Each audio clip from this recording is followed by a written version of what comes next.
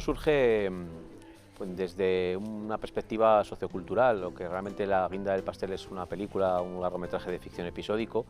El proyecto nace como un proyecto en el que íbamos a visionar una serie de películas, concretamente 5, que tenían como temática común las personas mayores. Entonces el público objetivo al que se le quería dinamizar a través del lenguaje del cine y a través del visionado de películas, debates, cineclubs, talleres formativos, era el visionado de películas que tuvieran que ver con esa temática, con la temática de las personas mayores, porque digamos que sí que quería dinamizar a través de un proyecto sociocultural a este sector de la población. Ese proyecto sí que tenía una fase final que era más creativa, que era intentar, una vez que pasáramos en esa fase y hacia el final, cuando les lanzaba también después de todo un reto creativo, que me contaran ideas para poder hacer 5 cortos, uno por cada una de las películas, inspirados de alguna manera, indirectamente en cada una de ellas, pues es donde, bueno, no sabíamos hasta dónde podíamos llegar ahí, era todo muy incierto y muy complicado con el público que es participante en los talleres, pero llegamos hasta aquí y esto es como se ha podido montar esta película, ¿no? Como guinda del pastel, que siempre digo. Es cierto, ¿no?, que la base real, sin ser una película que esté documentada, yo creo que tiene como dos bases fundamentales. Una, las propias películas en las que de una manera u otra se inspiran, aunque sea levemente, ¿no?, porque son películas que de una manera u otra ya utilizaban un retrato de personaje que era muy acotado y muy interesante desde ese punto de vista ya de esos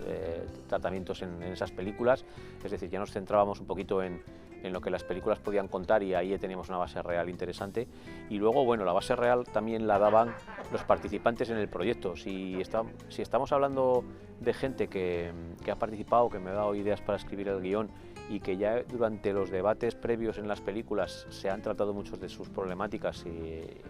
las hemos analizado, hemos visto pues qué podían tener en común con los personajes de las películas, y a partir de ahí salían muchas problemáticas reales que ellos ponían encima de la mesa. Ese caldo de cultivo previo del proyecto sociocultural de visionado de películas fue perfecto para poder acotar el guión desde una base muy real, ¿no? Bueno, y más que mensajes o enseñanzas, ¿no?, el cine no creo que esté tampoco como algo para enseñar desde el punto de vista educativo. Yo diría que siempre es una cosa indirecta, ¿no? O sea, tú haces una película en la que quieres quizás sí que contar una historia y que tenga un tema, ¿no?, que tenga un tema de fondo, ¿no? Sí que hay varios temas de fondo que la película tratan y que, bueno, con la gente puede sentirse más o menos identificado, ¿no? Yo creo que el fundamental es el hecho de que las personas mayores tienen su lugar en la sociedad, ¿no? Y es un lugar importante, y como tal, no solo por número, sino por condición, se les ha de poner en su sitio, un sitio que es muy importante. Como te digo, son la base, son un poco también la generación en la cual han luchado, han trabajado para construir y formar lo que somos las generaciones que les preceden, ¿no? Entonces, en ese sentido, ese homenaje a los mayores, ese respeto, esa dignidad, ponerla en relieve y ponerla en valor es uno de los temas principales de la película, ¿no? Normalmente también lo que mucha gente en el público nota, y también bueno, lo vemos muy claro, es que lo que ven es que se lanzan mensajes de dignidad, de autonomía, de fomento de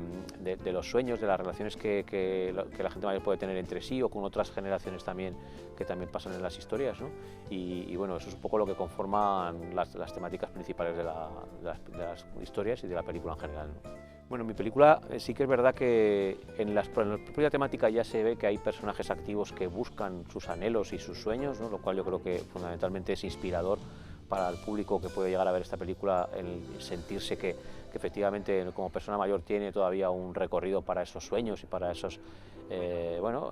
objetivos vitales,